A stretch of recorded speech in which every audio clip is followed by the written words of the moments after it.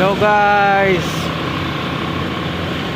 ito naman po ulit tayo. Kukwento ko po sa inyo kung paano ako nagkaroon ng acid reflux, GERD at anxiety. Pero bago lahat, intro muna tayo.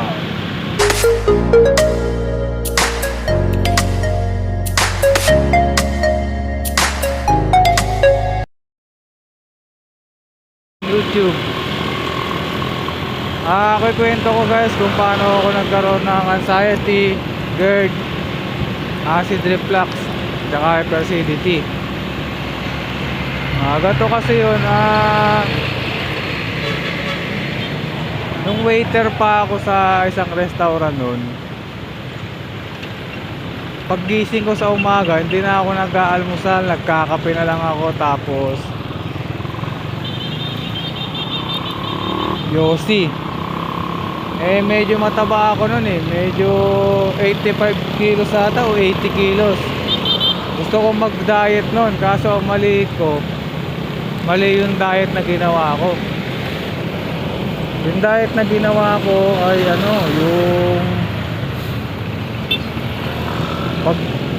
pag uminom ako ng soft drinks, Cobra, yan, ang hilig ko sa Cobra talaga. Nag-Cobra ako. Pag nakapag-Cobra ako, tas Yossi, busog na ako nun, hindi na ako kumakain ng kanin.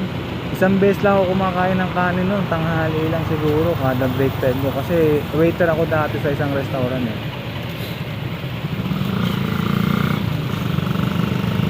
Waiter ako dito, yan, sa restaurant na yan. Comida China de Manila, shout out. Bali, yun nga, araw-araw ganun, pagpapasok ko sa trabaho, Cobra, Yossi. Pag break time, Cobra na naman. Pag uwi, dalawang Cobra, Yossi. Gano'n na naman ginagawa ko. Tapos umiinom ako ng walang kain. Ngayon, ang nangyari sa akin nun, day off ko kinabukasan, Monday, nag-inom kami ng bayaw ko sa kanila. Tapos bago ako pumunta doon, kumain muna ako ng pares. Kumain ako ng pares, pares overload. May balot, may taba, may laman loob. Ganun nangyari sa akin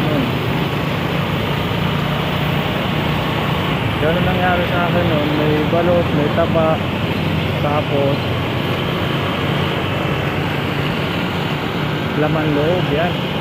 Sarap. Ngayon, may nung nagiinom na kami, pagkatas kong kumain, pumunta na ako, nag-inom na kami. Ininom namin nun, gin grapes yun. Isang timpla pa lang. Tapos nung malapit na maubos, siguro pag shot ko ng gin, biglang lumamig yung tiyan ko. Tapos umakyat sa dibdib ko. Yun na, nahirapan na ako huminga. Tapos nung nahirapan ako huminga, buti na mo, nandun yung tita ko, nurse. Sabi ng mga bayo ko, si Joey, nahirapan na naman. Ngayon, ginawa sa akin, biniti nila ako. Pag dito sa 160/100 na tayo. Yun, sabi ko. Pinakalma muna nila ako. Nung pinakalma nila ako, mga after 1 hour or 30 minutes na tayo, binipilot ako, bumaba na ulit. Pero nung unang tita ko, ano nangyari sa'yo? Yun nga, binento ko, tita, pag-chat ko, bigla may bumalik sa akin. Hindi ko alam sa chan na umakta sa voice play na, sabi ko, hindi na ako nakaina. Sabi nyo, hindi acid kaya yun, sabi ko, hindi. Ayun na, nag-Yossi pa ako nun. Ngayon, ang nangyari, kinabukasan, tinigil ko yung sigarilyo, takala. Bigla ako na tinigil. Wala pa ako idea dati sa nicotine withdrawal.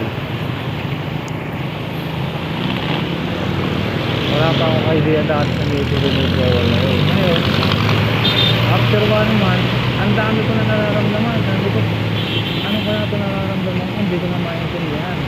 Yung ninilig na ako,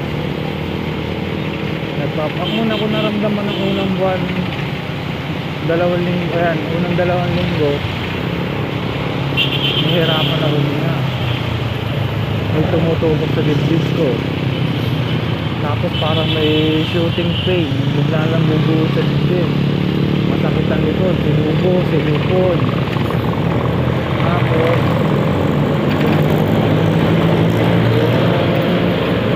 pagka ano, hindi tumakay na, hirapan ka, nagkakabit sa langit na. Pag sumikap ka, ayaw mo makakit sa langit. Tapos pagka yung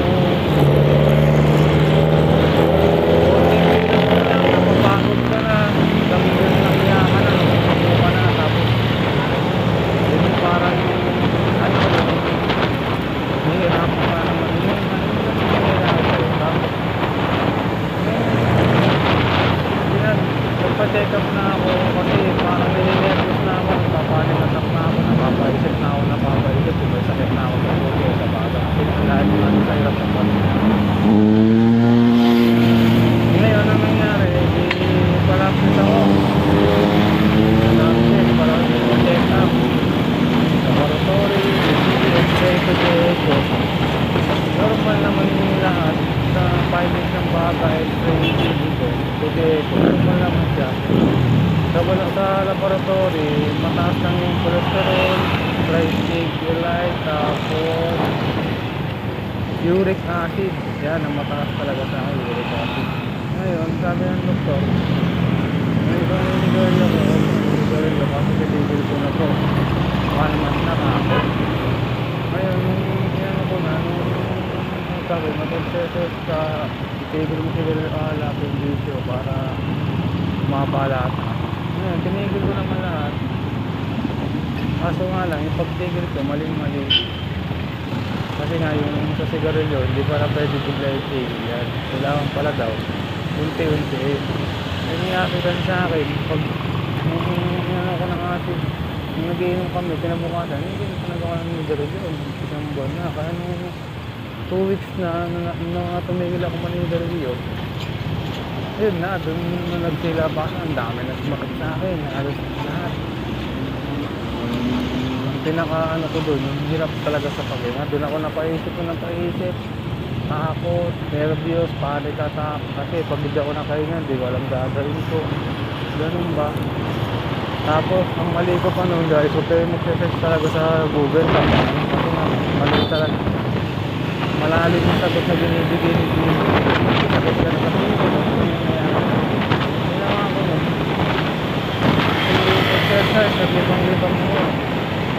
Siguro after 3 months, kasi yung masahe ko nagpapulisi ko na, pakakagayin ko. Ngayon, yung nangyari sa akin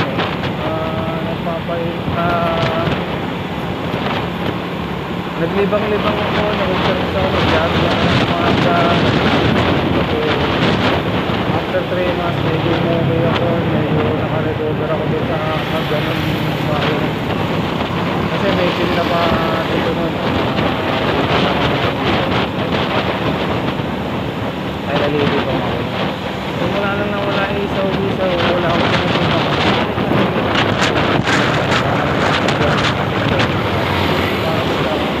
Kaya naman, after 2 months na, after 2 months na, wala ako naramdaman na gano'n.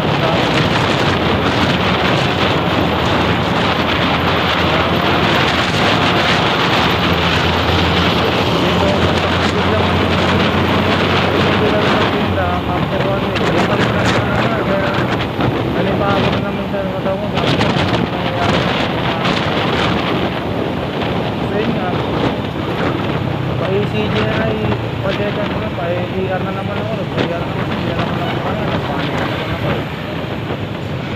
ECG, X-ray na naman, laboratory, ayun, naging normal naman, na bumaba ng yung dating matataunan lang kung ako bumaba.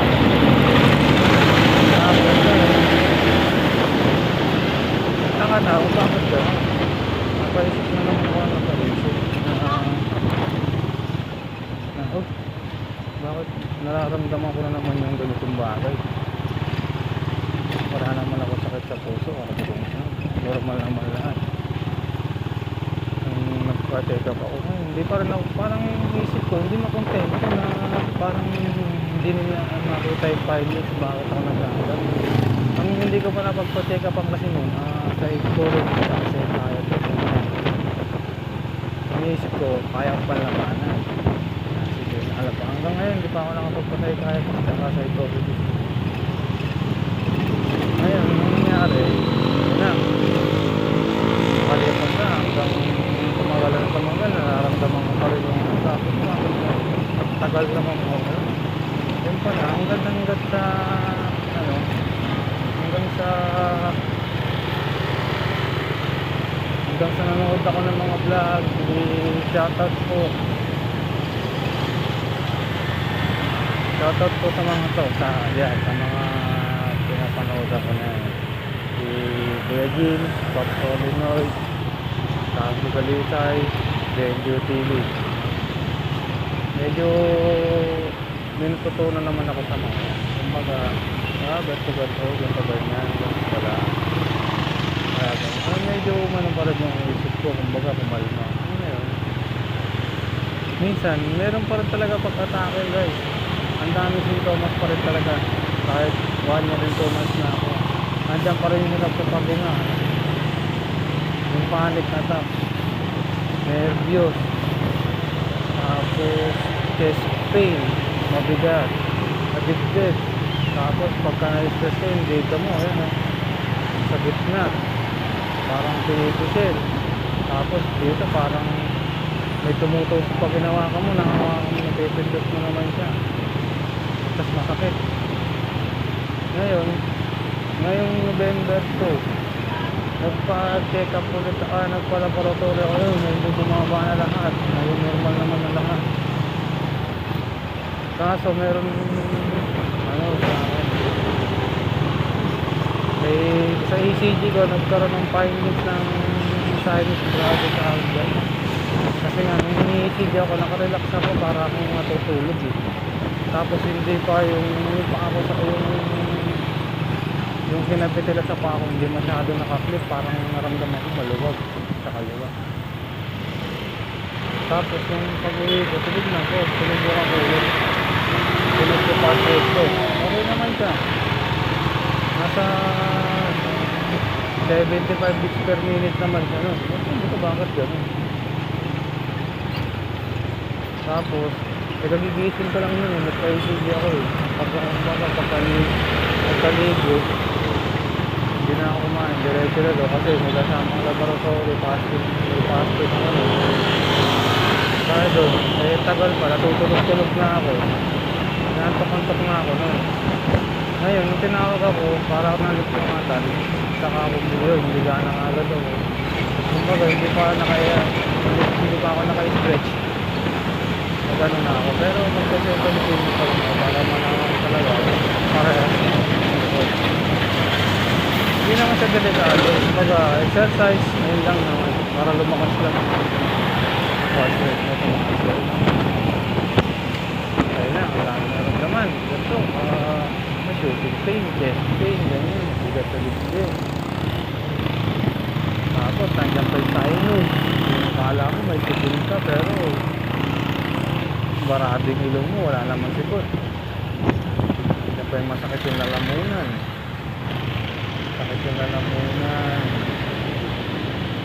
Masakit ang ulo, masakit yung bandang kilay. Tapos ano pa ba? Likod, mga buto-buto. Yan ang masakit eh. Mga likod, buto-buto, mga joint pain. Minsan yung mga kamay nangangalay, kala mo na-stroke ka na. Tapos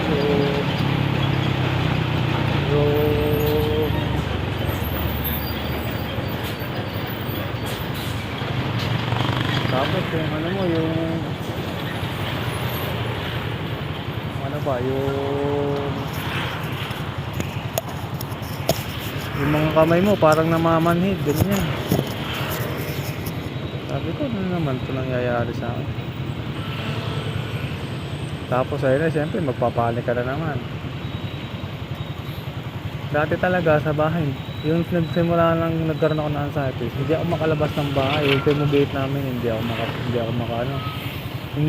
makalabas. Sobrang takot. Kumbaga, ayoko lumabas kasi baka isipin mo may mangyari na pa mga ganun ba. Ganun ako dati. Tapos from 80 kilos, down to 65 kilos. Pinapayat ako ng doon talaga. Kasi hindi. Kaya nagpapayat talaga sa akin. Kasi halos dati hindi ako makakain. Kasi pagka iniisip ko, pag kumain ako, mabubulunan ka. Ganun ba?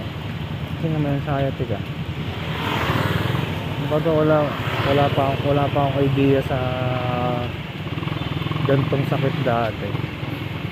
Kasi isip ko na pag kumain ako sa akin, baka bumara sa lalamunan ko. Ano ganun?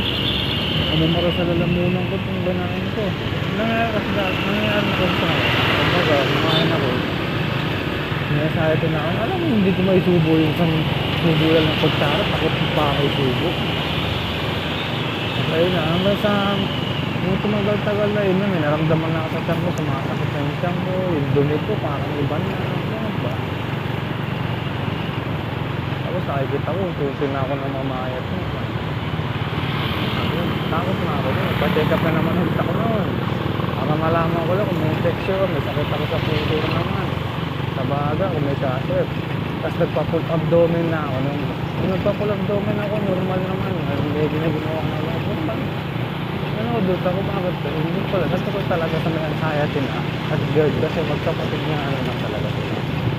Kumbaga nagpo-produce ng acid yung katawan mo kasi kakaisip mo nang nakaisip, nai-stress ka, ayun nangyayari, tumataas yung acidity ko natin. Halos sa lahat ng sinex ko sa YouTube, pinanood ko sa YouTube na doktor, ganun talaga, halos parehas na. Kumbaga yung ganito nangyayari, bakit nagkakaroon ng ano yun, medyo na linawin ako ngayon.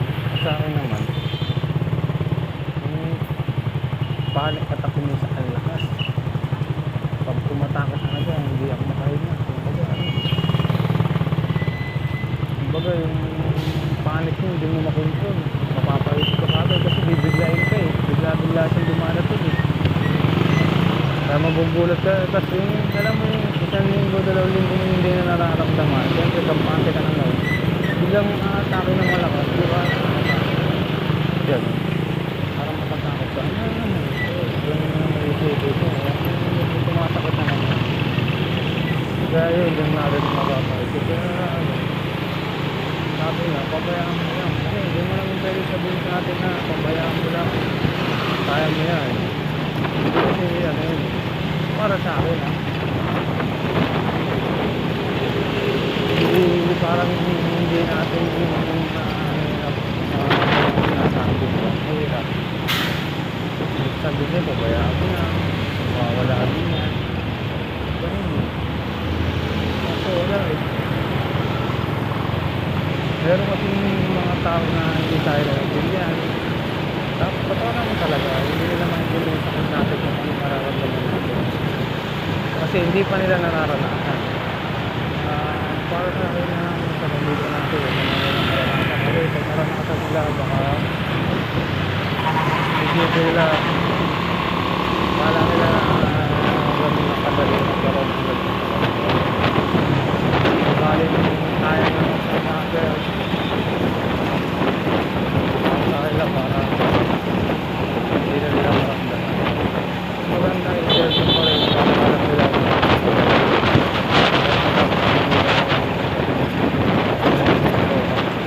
pero kasi itong mag-ilaw itong pag-ilaw hindi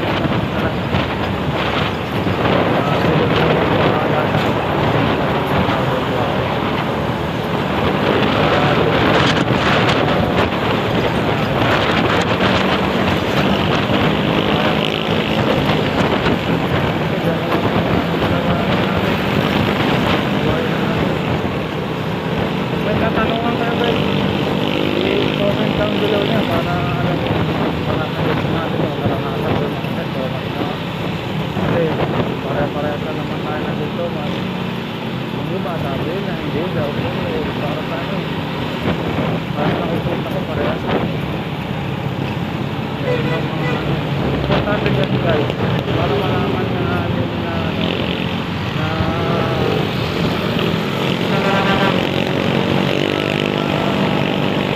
dahil po talaga kayo ito nga naman shoutout pala kay Cherry Nickness siya lagi nagsasabi magpatayan po kayo kung sa doktor kung malaman talaga ito para lang talaga ng natin kung ang kaya din talaga yung kasi mahirap naman magsabi ng kaya dito pero hindi ka pala diagnose ng doktor hindi ka nagpa-check up diba? Pero mas maganda magpa-check up muna guys check up muna tayo para malaman natin sakit natin talaga laboratory, DGSA yan DGSA po para makapante na wala akong puto kasi spray automatic yan spray para lang yan importante guys ito yung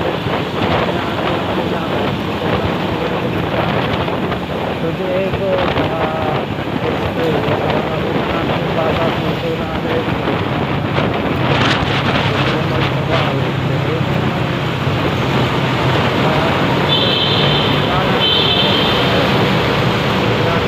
hayaan lang muna tayo ng system na natin natin para masahan natin para may ayan so bukas may biyahe na naman ako sakyan o gusto naman ako na magbiyahe kasi sa mga parang nagulog na matuloy ka ng pakiramdam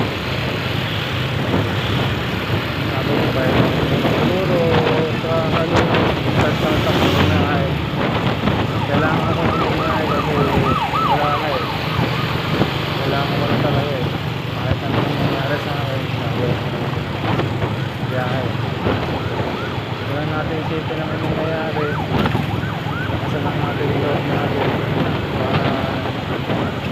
para makarecover tayo sinasabi ng mga nakarecover na dyan tanong-tanong natin tayo para okay, paano? Ganito lang aking vlog. Don't forget, subscribe, like, and share para ma-notify ka sa aking susunod na vlog. Tama ba? Mga kuya ng Pagdada Society, God bless natin lahat. Lagi lang tayo magdasal at manalangin, tiwala sa Diyos. Ayun lang. Maraming salamat sa lahat. See you next vlog. Don't forget, subscribe, like, and share. Click mo na rin ang notification bell para updated ka sa aking video. Maraming salamat guys. God bless.